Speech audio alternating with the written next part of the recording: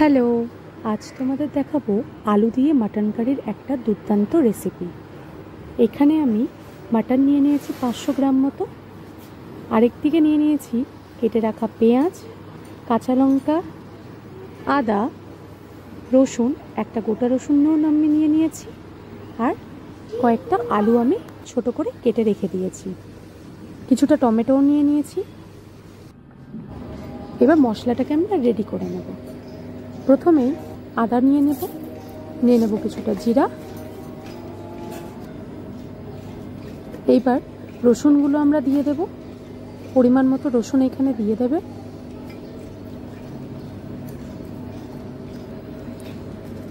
শুকনো লঙ্কা নিয়ে নিয়েছি 4টে মতো, আর কিছুটা নিয়ে নিয়েছি কাঁচা লঙ্কা।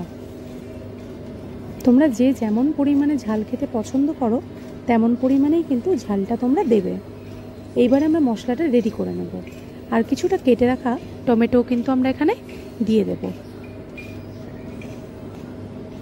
এইবারে মশলাটা রেডি করে নেব। আরেকদিকে টক দই নিয়েছি, এখানে আমি 2 চামচ টক দই নিয়ে টক দইটাকে কিন্তু ফেটিয়ে নেব ভালো করে।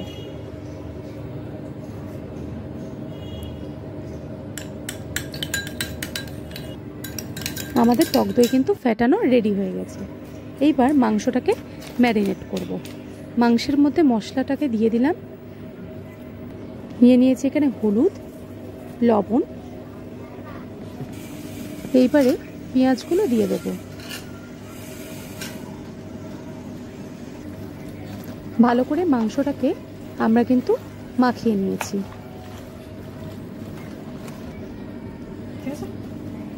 এইবারে দিয়ে দেব ফেটানো টক দই।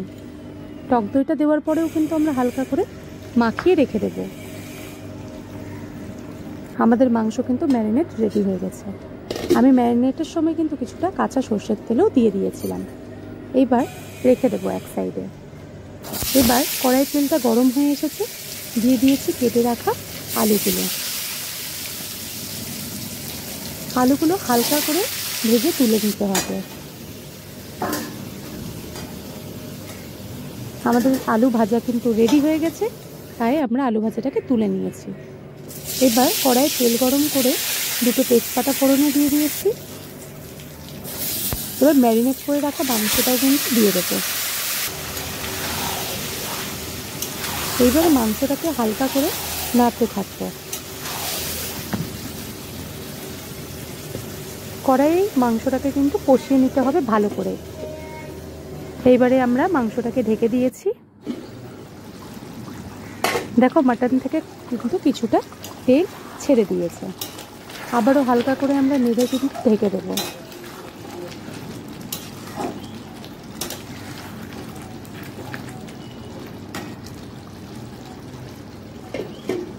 আমরা মাংসটা ঢেকে নিয়েছি।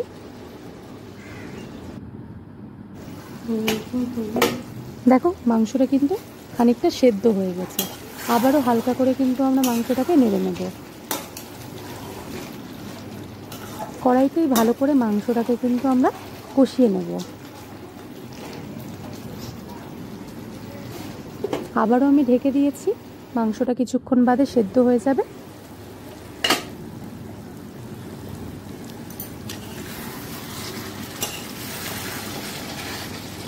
অনেকটা পরিমাণে কিন্তু আমাদের মাংস কিন্তু সেদ্ধ হয়ে গেছে।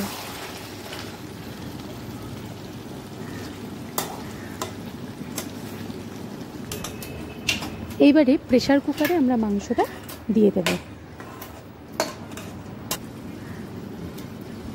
এরপরে ভেজে রাখা আলুগুলোকেও আমি একে একে দিয়ে দিয়েছি।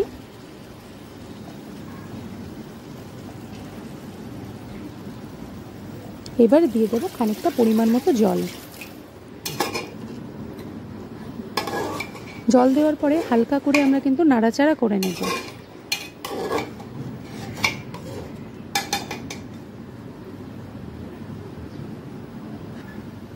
এরপরে প্রেসার কুকারটাকে আমরা হালকা করে বন্ধ করে কিন্তু রেখে দিয়েছিলাম। দেখো তারপরে কিন্তু আমাদের মাংস পুরোপুরি রেডি হয়ে গেছে। দিয়ে দিয়েছি গরম মশলা বাটা। গরম মশলা বাটা দেওয়ার পরে কিন্তু মাংসটাকে হালকা করে নাড়াচাড়া করে নিলে স্মেলটা কিন্তু খুব ভালো আসবে। দেখো আমাদের মাটন কিন্তু রেডি হয়ে গেছে। এই মাংসটা এতটাই দুর্দান্ত হয় খেতে, তোমরা অবশ্যই বাড়িতে বানিয়ে ট্রাই করবে, দুর্দান্ত লাগবে খেতে। আমাদের সানডে স্পেশাল মেনু কিন্তু রেডি।